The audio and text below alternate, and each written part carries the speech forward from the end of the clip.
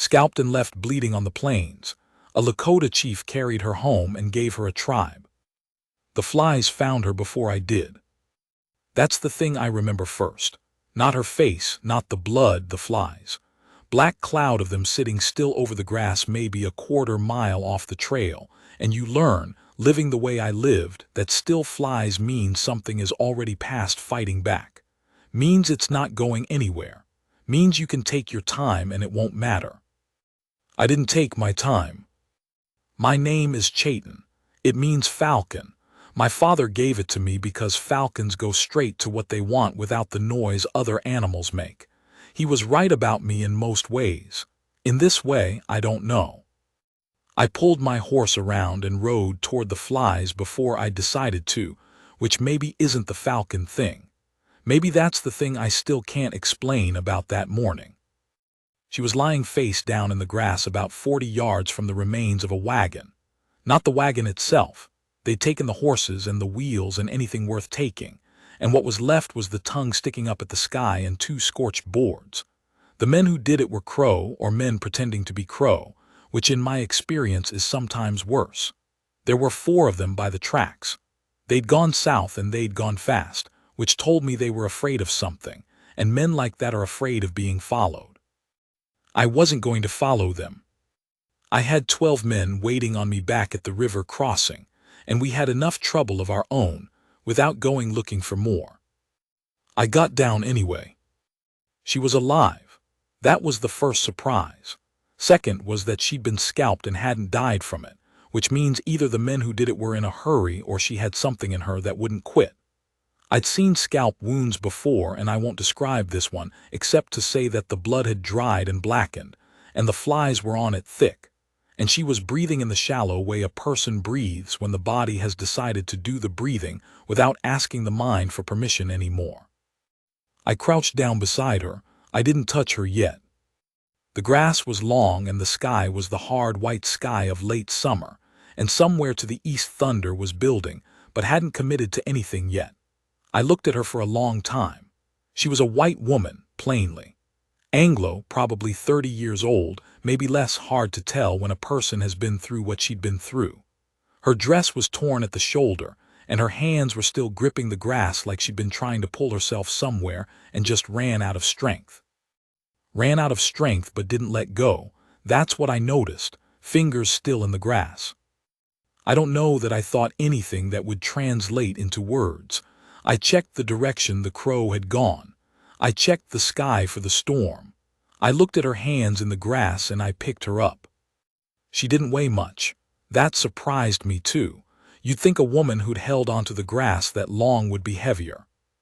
I put her across my horse and rode back to the river. My second in that time was a man named Lakota, who was my cousin and who was honest with me in the way only men who have known you since you were small can afford to be. He met me at the edge of camp and looked at the woman across my horse and then looked at me. He said in Lakota, "You couldn't leave her." I said no. He said the men are going to talk. I said let them. He looked at the wound on her head for a long moment. He said she might not live. I said I know. That was the whole conversation. Lakota helped me get her down, and 2 of the women in camp, Winona and her daughter, who were with us because their village had been burned that spring and they had nowhere else to be. They came and looked at what I'd brought in and they didn't say anything to me. They just took her. I won't pretend there wasn't grumbling. There was. 2 of the young men in particular thought I'd brought trouble on us, and they weren't wrong to think it. A white woman dead in your camp draws the kind of attention nobody needs, and a white woman alive in your camp draws a different kind of attention that's almost worse. But I was the chief of that band and I'd brought her in, and that was the end of the conversation about whether she stayed. Some things you can discuss. Some things are just decided. She ran a fever for 6 days. I know it was 6 because I slept outside my tipi the whole time, and I counted mornings. Not because I was guarding her exactly. Winona was in there, and Winona was better with wounds than anyone I've known before or since, but because I'd picked her up off that plane, and it seemed wrong to just go about my business like she wasn't fighting for her life 20 feet away from me. My men thought I was being strange. I probably was. I'm not a man who's had much occasion to examine his own reasons for things. On the third night, the storm that had been building since I found her finally came through, and it came hard. Lightning walking across the plains like it owned them. Rain so thick you couldn't see past the fire ring. I sat outside with my blanket, and I listened to the rain on the skins of my tipi, and I listened for her. I heard nothing bad. That seemed like something. On the sixth morning, the fever broke and she woke up, and the first thing she did, according to Winona, was ask for water, which Winona said was a very good sign. And the second thing she did was ask where she was. And when Winona told her she was in a Lakota camp, she didn't scream or cry or try to run. She was quiet for a long time, and then she asked who brought her in. Winona told her. She asked why. Winona said she'd have to ask him herself. Her name was Nora. She told me this herself 3 days after the fever broke, when she was strong enough to sit up and I came to check on her. She said it like it was a small thing, just information. The way you'd say here is what I am called, so we don't have to keep pointing at each other. I told her my name. She said it back to me carefully, trying to get the shape of it right. Chayton. She said it almost right on the first try. I didn't tell her she'd almost got it. I just nodded. She asked me again why I'd picked her up off that plane. I thought about this. I'm not a man who reaches for the first words that come to him. My father taught me that words are like arrows. Once they're out, you can't pull them back, and so I'd always been careful with them. I looked at her for a long moment. Her head was wrapped in a dressing Winona had made from something I didn't recognize, and her face was still pale from the blood she'd lost, and her eyes were the color of creek water in the shallows where it goes from green to gray. I said, because you hadn't let go. She looked at me. I don't know what she was reading in my face. I wasn't reading much in hers because she was being careful too, same way I was, which I respected. She said, of the grass. I said yes, your hands were still in the grass. She was quiet for a moment. Then she said that was a strange reason. I said I know. She almost smiled, not quite but almost. I went back to my work. She healed slowly. There's no other way to say it. A wound like hers heals slowly, and there is no shortcut through it, and anyone who tells you different is selling something. Winona knew things about wounds that I don't have words for in English, things that had been passed down through generations of women who'd been dealing with exactly this kind of harm, and she used all of them. The dressings changed every morning. There was something she burned in a small clay pot and held near the wound that smelled like juniper, and something else I never identified. There was broth and there was rest, and there were days when Nora would sit outside the tipi in the sun and not talk to anyone, just sit with her eyes closed and her face tilted up. And those days were the days I thought she was either getting worse or getting better, and there was no way to know which. She was getting better. After about 3 weeks, she started to move around the camp, carefully. Winona watched her like a hawk watches a mouse, not with hunger but with close attention, ready to move if she needed to. The women in camp weren't warm to her at first. That's not a criticism.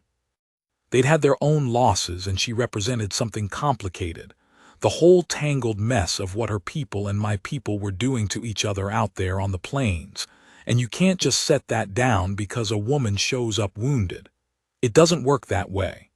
Trust is earned in small things over time. That's true everywhere. Nora seemed to understand this. I watched her figure it out. She didn't push. She helped where she could see a need without being asked, carrying water, tending the fire, doing the small useful things that are the first language anyone can speak in a strange place. She made mistakes. She mispronounced things and picked things up that had meaning she didn't know about and put them down wrong. She was embarrassed when she did this, but she didn't make a performance of the embarrassment. She just corrected herself and went on. Winona's daughter, whose name was Chumani and who was maybe 16, decided that Nora needed to learn to talk properly and appointed herself the teacher. This was not discussed with anyone. One morning Chumani simply sat down next to Nora and pointed at things and said their names in Lakota and waited for Nora to repeat them, and that was how it started. Within 2 weeks, Nora could name everything in the camp and ask for most of what she needed and understand most of what was said directly to her.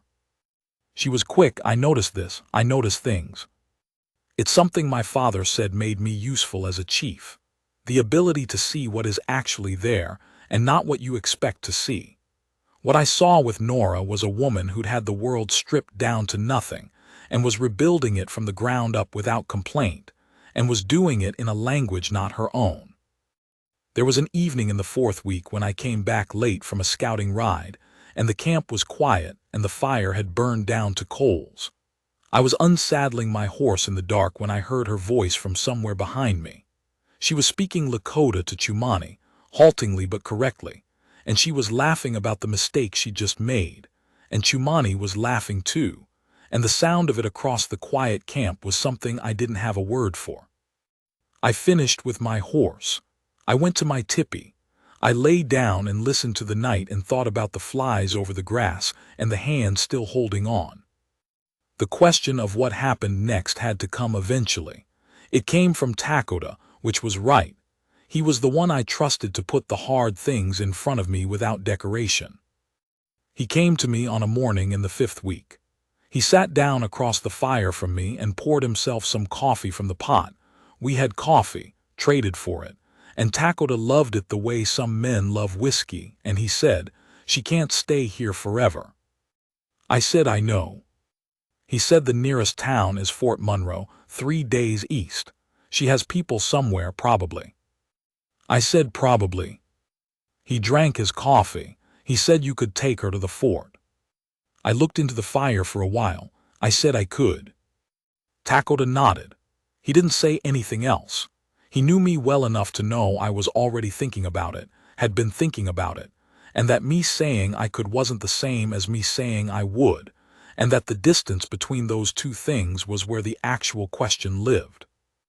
I said I'd talk to her. He nodded again and stood up and took his coffee with him.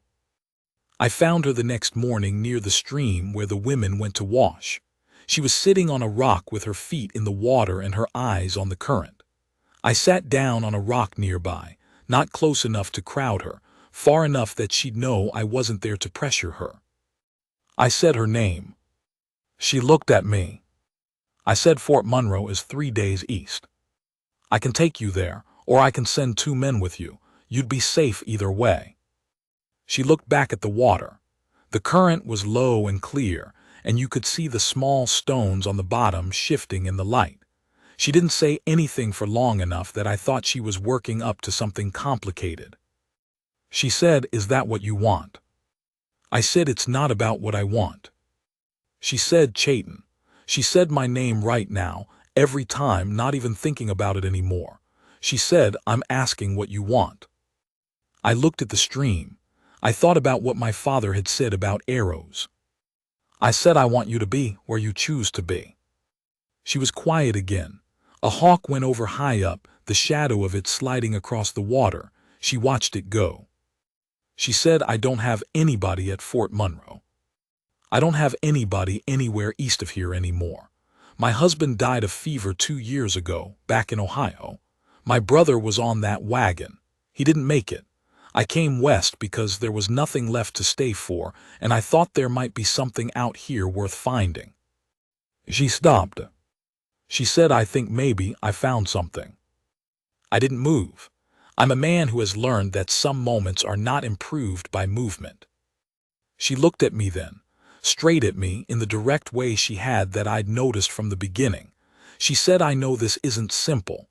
I know what I am to most of your people and what your people are to most of mine, and I'm not pretending that goes away. But I know how to work. I know how to learn. I know that Winona saved my life and Chumani taught me to speak, and you carried me off a field and nobody had to do any of that. And I'd like to stay, if staying is something that can be offered. The water moved, the hawk was gone. I said it can be offered. She nodded once. She took her feet out of the water and put her moccasins back on. She'd been given moccasins 3 weeks ago because her boots had given out, and she stood up. She looked at me one more time, and there was something in that look I can only describe as steady, like a person who has decided something and isn't going to undecide it. She walked back toward camp. I sat by the stream a while longer. I won't make it sound easier than it was. It wasn't easy. There were men in my band who never fully accepted her, and a couple who never stopped watching me sideways about it, wondering what a chief was doing keeping a white woman in his camp, what it meant for them, for the band, for the alliances we were trying to hold together. These were fair questions, and I gave them fair answers when they were asked directly, and I gave nothing when they were muttered in corners, because I've always found that muttered questions aren't really questions. There were things Nora had to learn that took longer than language. There were customs and protocols and small ceremonies that have to do with respect in ways that aren't obvious until you've grown up knowing them, and she stepped wrong sometimes, and sometimes people were harsh with her about it, and she took the harshness without making it bigger than it was. I watched her do this. I watched her take the correction and put it away and not carry it into the next moment. That's harder than it sounds. Most people carry everything into the next moment. The winter came early that year. I remember the first hard frost because we weren't ready for it, not fully, and it was a scramble to get the hides finished and the food stored and the camp buttoned down before the second wave came through.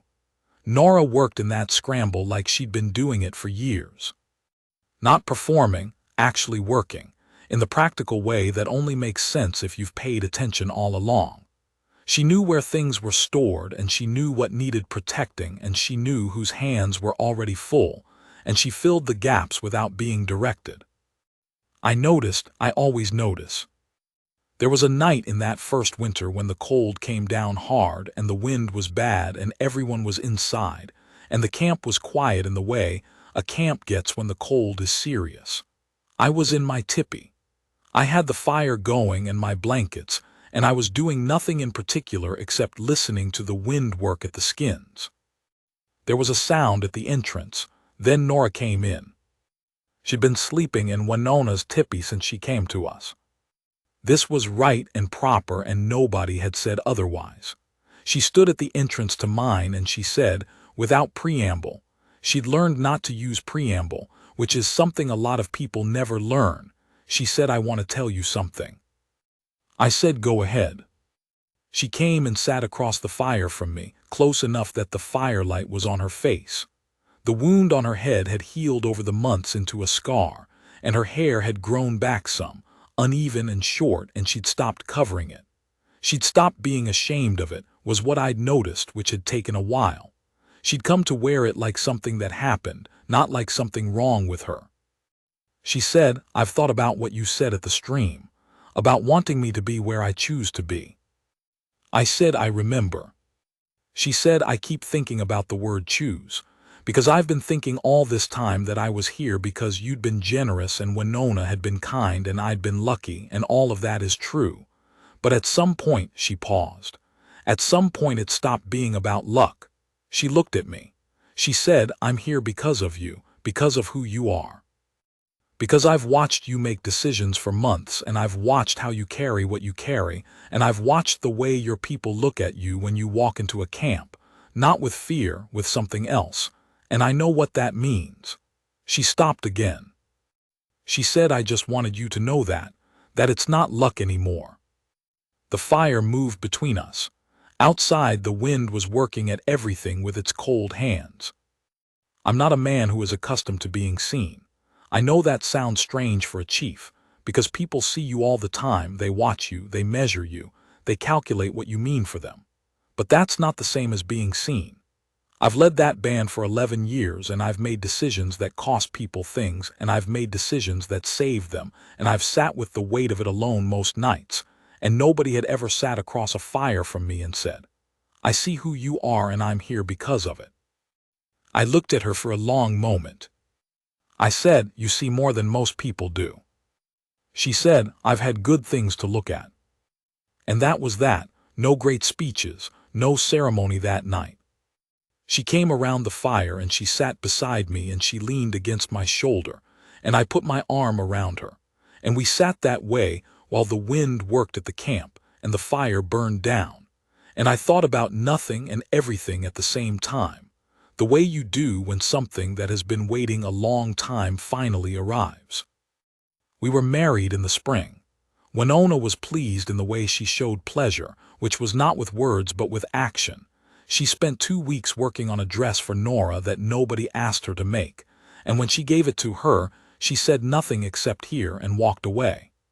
Nora held the dress for a long time and then looked at me, and I said you should say thank you directly, not to the air. She went and found Winona and said it directly, and Winona made a sound in her throat that meant you're welcome without being willing to commit to the words. That was as much softness as Winona had in her. It was enough. The marriage was not accepted by everyone. I said already there were men who watched sideways, and that continued. What changed over time was that it became harder to argue with what was in front of them. Nora became useful in ways that mattered. She had skills that bridged between worlds in the particular time we were living, when the world was closing in fast from every direction, and knowing how to move between languages and customs meant the difference sometimes between talking and shooting. There were 2 situations that year where she read what was happening between my men and a group of white soldiers faster than anyone else in the camp, including me, and said the right thing to the right person at the right moment, and both times it kept things from going the direction they were going. The men who'd watched me sideways didn't stop watching me sideways, but the thing they were watching for stopped being there, or stopped being simple, and complex things are harder to resent. Chumani's mother, Winona's daughter who'd grown into herself that year, took it upon herself to declare Nora part of the band in terms that didn't leave room for argument. She did this by the simple method of referring to her in conversation as one of us, and doing it consistently and publicly, and daring anyone to contradict her. Nobody contradicted Winona's daughter by that point. She had her mother's authority and was coming into her own on top of it. Nora took the belonging seriously. That's the only way I can say it. She didn't take it as given, the way people sometimes take things they've been handed. She tended it. She kept learning. Her Lakota got good, genuinely good, the kind of good where people forgot to remember she hadn't grown up with it. She made mistakes still, but they were the mistakes of someone who knew the language and misstepped, not the mistakes of someone who was still outside it. There was a morning in our second summer when I came back from a long scouting ride 3 days, longer than I'd planned because of weather, and I came into camp before the sun was all the way up and most people were still asleep. I saw her before she saw me. She was at the fire outside our tipi with a cup in her hands, and she was talking quietly with Chumani, who was up early, and the 2 of them were laughing about something. And the thing that hit me, the thing I still can't fully put into words, was that she looked like she lived there. Not like she was adapting, not like she was managing, not like she was surviving something. She looked like a woman who was where she was supposed to be. She heard my horse and turned, and her face changed the way it always did when she saw me come back from somewhere, which was a specific change that nobody else's face made. And I don't know if I can describe it, except to say, it was the look of someone who'd been waiting without admitting they were waiting and was glad the waiting was over. I got down. She came to me. She put her hand flat on my chest and looked up at me and said, "You look like 3 bad days." I said 4, she'd miscounted. She said, "I'll make more coffee." I said that'd be good. She went back to the fire and I unsaddled my horse, and by the time I sat down the coffee was ready and she sat beside me, close enough that our shoulders touched, and the camp was waking up around us, and the sun was coming over the edge of the world in the way it does out there, all at once, like it's not apologizing for anything. I've been asked over the years, by people who knew parts of the story and not all of it, why I picked her up off that plane. I've given different answers at different times, depending on who was asking and what they were really asking under that question. The answer I gave at the stream, because your hands were still in the grass, is the truest one I've found, but I've thought about it long enough to know it's not complete. The complete answer has something to do with what I said to her that winter, that I wanted her to be where she chose to be. That's been the thing that has mattered most to me, I think, in all my years of leading. Not being obeyed, not being feared, not being necessary in the way that makes men small because they need you for things and resent you for it. Something different. Something about being chosen, being worth choosing. I'd led that band for a long time without knowing if I was worth choosing or just unavoidable. Those are different things. You can spend a whole life being unavoidable and never know whether anyone, given real options, would pick you. She had real options. She could have gone to Fort Monroe. She was white, English-speaking, able-bodied enough to make the ride by the time we had that conversation, and the soldiers at the fort would have taken her in. She would have found her way back into the world she'd come from. Not easily and not without scars, but she could have done it. She sat by the stream with her feet in the cold water, and she said, "I think I found something out here worth finding." She meant the band. She meant Winona and Chumani and the life we were making out there on those plains while everything was closing in, and the world was burning down around us in the slow way that is almost worse than the fast way. She also meant me. I knew that. I wasn't pretending not to know it. I'm a man who knows what's in front of him when it's in front of him. She chose me. Not because I was the only thing available. Not out of gratitude, not out of debt. Because she'd watched me for months and she knew what I was, the whole of it. The weight I carried and the mistakes I'd made and the men who watched me sideways and the cost of being who I was. And she'd looked at all of that and said, "This is the man I want to stand next to." I don't know what I did right to deserve that. I don't know if deserve is even the right word for it. I just know that I carried her off a field and she stayed, and in staying she gave me something back that the years had taken so slowly I hadn't noticed it going. Worth, not the kind the world gives you because you're useful, the kind that doesn't move. There's a thing that happens in the morning out on those plains, in the late fall, when the grass is going brown and the air is cold, and the light comes in at an angle that makes everything look like it's been there since the beginning of time. She is usually already up when I wake. This is her way. She goes out early and comes back with wood or water or whatever's needed, and by the time I get up there is something warm waiting and she is settled beside the fire with her hands around it and her eyes on the distance. This is her time, I've come to understand. The quiet hour before everything starts. I don't interrupt it. I get up and I get my coffee and I sit beside her close, and we watch the light do what it does to those plains, and we don't talk much. I put my hand on her knee sometimes. She puts her hand over mine.